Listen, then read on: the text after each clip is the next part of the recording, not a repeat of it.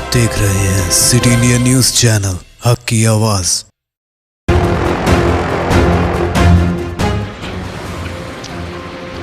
नाज़रीन, एक बड़ी खबर निकल कर आ रही है। हाल ही में बीजेपी के रियासती सदर बंडी संजय को गिरफ्तार किया गया था और इनकी इस गिरफ्तारी से मायूस होकर रंगारेड्डी जिले याचाराम मंडल के श्रीनिवास नामी एक बीजेपी कारकुन ने आज बीजेपी के रियासती दफ्तर वाक़े नामपल्ली के रूबरू हुकूमत के रवैये के खिलाफ बतौर एहतजाज खुदसोजी कर ली। इस नौजवान को शदीद झुलसी हालत में बगैर इलाज दवाखाना मुंतकिल किया गया है, जिसकी हालत तशवीशनाक बताई जा रही है। नाज़रीन, इस खुसूस में आगे जो भी खबर हमें मौसूल होगी उसे आप तक पहुंचाते रहेंगे। नुमाइंदा सिटी इंडिया न्यूज़ में मोहसिन की रिपोर्ट। देखते ही आपका अपना पसंदीदा चैनल सिटी इंडिया न्यूज़ हक की आवाज़।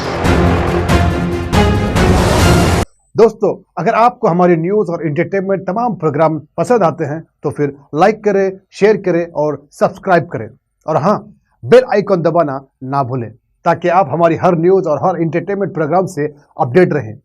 देखते रहिए सिटी इंडिया न्यूज़ हक की आवाज़।